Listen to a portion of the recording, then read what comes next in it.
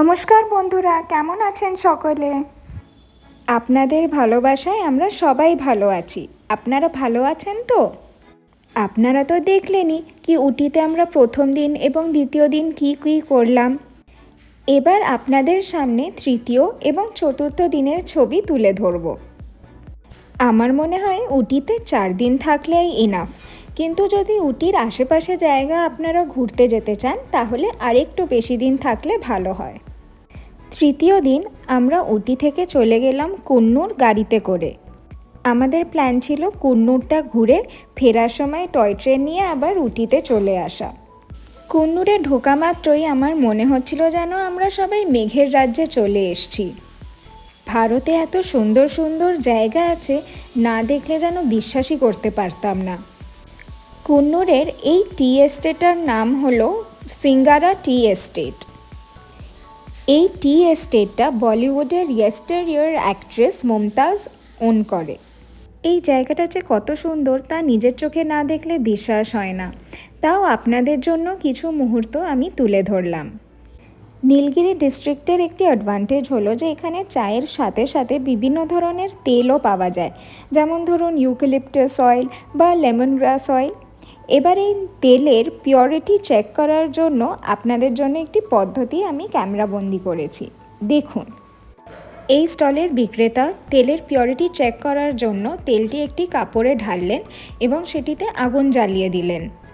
ওনার দাবি যে তেল পুড়বে কিন্তু কাপড় পুড়বে না, কারণ তেলটা অত্যন্ত পিওর।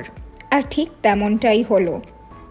কাপড়টা একদম পড়েনি, আর উপরন্ত এই কাপড় থেকে ইউক্যালিপটাসের গন্ধ ভরপুর বেরোচ্ছিল।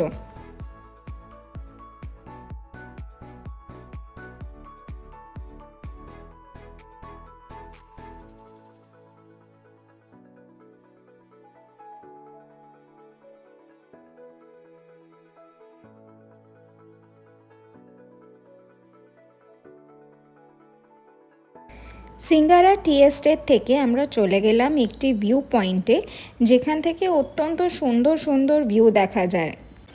কিন্তু সেই ভিউ দেখতে গেলে জঙ্গলের মধ্যে দিয়ে ট্রেক করে উঠতে হবে। আমরা প্রথম ভয় পাচ্ছিলাম যে আমরা পারবো কি না, কিন্তু একবার এই ট্রেকটা করে যে আমরা কি শান্তি পেলাম আর কি সুন্দর দৃশ্য দেখতে পেলাম যে না ট্রেক করলে আমরা বুঝতেই পারতাম না। আবার ট্রেক করে নিচে নেমে কিছু দূর গাড়ি নিয়ে যেতে না যেতেই আমরা দেখতে পেলাম ক্যাথরিন ওয়াটারফল। এই জায়গাটা কুন্নুরের ডলফিনস নোজ বলা হয়। এটাও একটা ভিউ পয়েন্ট। এর আশেপাশের দৃশ্য দেখে একটাই কথা মাথায় আসে, ইনক্রেডিবল ইন্ডিয়া।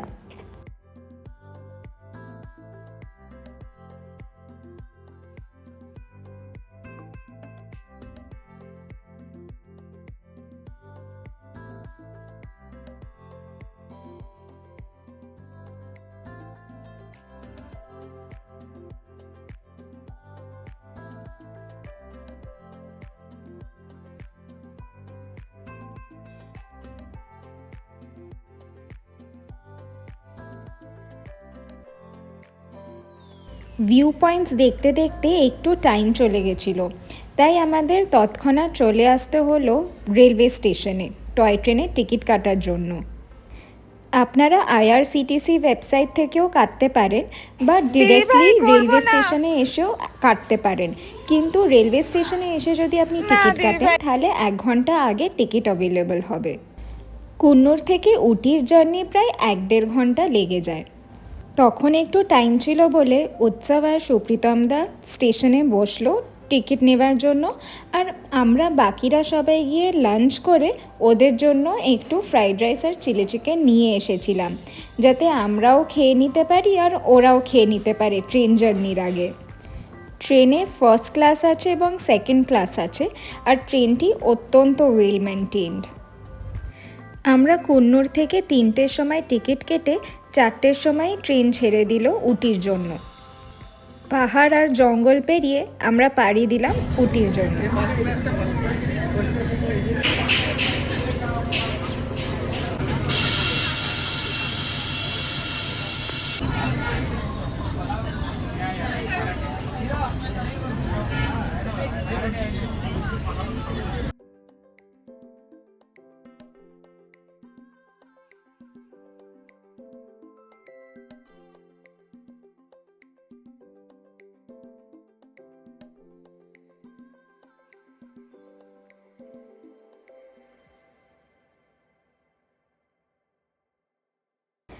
আপনাদের জন্য আমি কুন্নুর থেকে উটি যাওয়ার সুন্দর দৃশ্য এবং কুন্নুর থেকে উটি যাওয়ার পথে যে বিভিন্ন স্টেশন পড়ে সেগুলো তুলে ধরার চেষ্টা করেছি।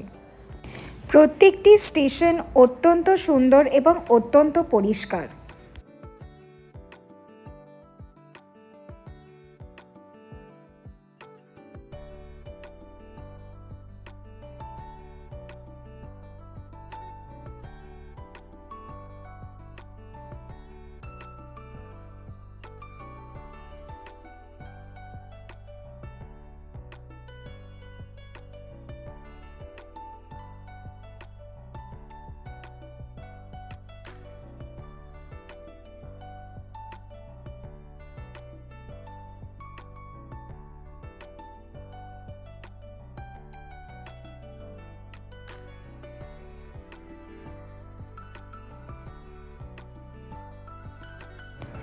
বন, জঙ্গল, পাহাড় এবং দুটি টানেল পেরিয়ে আমরা ফাইনালি পৌঁছালাম আমাদের ডেস্টিনেশন উটি।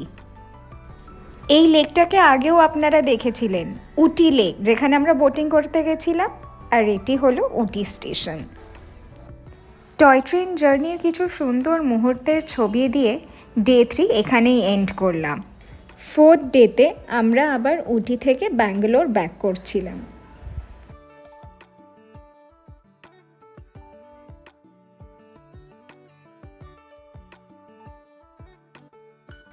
উটি থেকে ব্যাঙ্গালোর ফেরার রুটটা ডিফারেন্ট। পথে অনেক কটা শুটিং স্পট পড়ে, তারই একটি দৃশ্য আপনাদের জন্য তুলে ধরেছি। এখানে রাজা হিন্দুস্তানির শুটিং হয়েছিল। এই জায়গাটি যে কতটা ঠান্ডা আর কত ঠান্ডা হাওয়া দিচ্ছিল, না আসলে বিশ্বাস করতে পারতাম না। এই পুরো জায়গাটা মেঘে ঢাকা।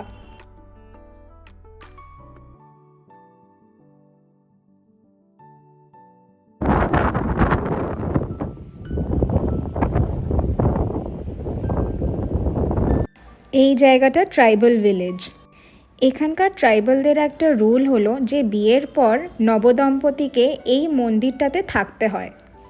মন্দিরটাতে কোনো ঠাকুর দেবতার মূর্তি নেই, বরঞ্চ পঞ্চপাণ্ডবদের মূর্তি আছে। ট্রাইবাল ভিলেজের মধ্যে দিয়ে একটি সুন্দর ঝর্ণা চলে গেছে, আর দৃশ্য অপূর্ব সুন্দর। কিছুক্ষণ যেতে না যেতেই আমরা এই সুন্দর রেস্টুরেন্টটাতে খেতে আসলাম। এই রেস্টুরেন্টটি একটি হোমস্টের সাথে যুক্ত। লাঞ্চ করে পাইন ফরেস্টের মধ্যে দিয়ে আবার আমরা আমাদের জার্নি স্টার্ট করলাম। এত সুন্দর ভেকেশনটা সবসময় আমার মনে গেঁথে থাকবে। আমি কোনোদিনও ভুলব না কতটা এনজয় করেছি আমি। এবারের মতন ব্লগটা এখানেই শেষ করলাম। আপনাদের ব্লগটা ভালো লেগে থাকলে কমেন্টে অবশ্যই জানাবেন এবং লাইক, শেয়ার আর সাবস্ক্রাইবও করে দেবেন। দেখা হবে পরের ব্লগে।